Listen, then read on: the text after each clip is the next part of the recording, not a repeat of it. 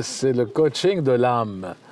Je vais là où personne n'a jamais été quand je communique avec quelqu'un. Donc, mais ça vient avec énormément de pratique, énormément d'écoute, énormément d'observation, énormément de lecture du non-verbal, des émotions et de la structure profonde du langage. Profonde du langage. Les gens, souvent, quand ils sont en confiance, ils te partagent l'information. Quand ils ne veulent plus partager, c'est parce qu'ils ne sont plus en confiance, soit parce que de leur propre interprétation de cette rencontre de coaching, et ou ce n'est pas le bon timing. Donc, coaching ontologique, pour résumer, c'est que je travaille sur la structure profonde du langage, et il faut écouter au-delà des mots. Il y a une charge émotionnelle dans chaque information qui est véhiculée.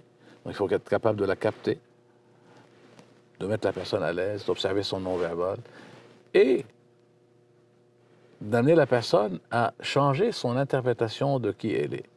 Je l'avais dit dans une capsule précédente. C'est ça ce qui est le plus... J'ai fait une intervention dernièrement, il y a quelques jours, à distance, avec quelqu'un à Toronto. Beaucoup de potentiel, et je l'ai amené à respirer, et je lui ai dit, écoute ma voix tout simplement. Mon intervention a duré une vingtaine de minutes. Et quand la personne, je l'ai ramenée à être présent, là où elle est, dans son appartement à Toronto, il a regardé et il me dit, j'habite ici, mais je vois certaines choses que je n'avais jamais vues. Et le stress, il me dit, c'est comme si j'avais décomposé mon corps, parce que je ne sentais plus mon corps.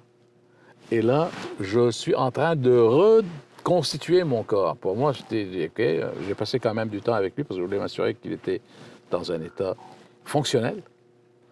Et tout s'est bien passé. Donc, coaching ontologique, c'est très puissant. Je dis souvent aux gens, il faut je veux dire en anglais, formless,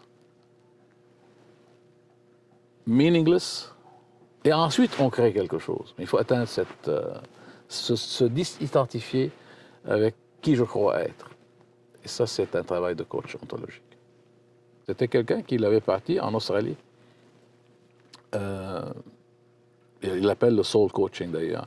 Alors ça s'est développé en Allemagne, ça s'est développé aux États-Unis. Et c'est sûr qu'à un moment donné, comme je te disais tantôt, c'est que quand je suis dans un état avec moi-même, avec la source, mais j'ai plein d'idées. Maintenant, comment ces idées viennent, je ne sais pas, je ne pourrais pas te dire. Mais c'est une inspiration. Comme d'ailleurs toute chose qu'on voit, la caméra que vous avez, ce que vous avez ici, à un moment donné, c'était imaginé.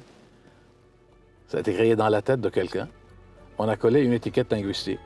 Il y a eu des actions et ça s'est matérialisé. Donc, quand tu es connecté à la source et tu es vraiment un seul, en unité avec la source, mais c'est là où tu peux créer énormément de choses.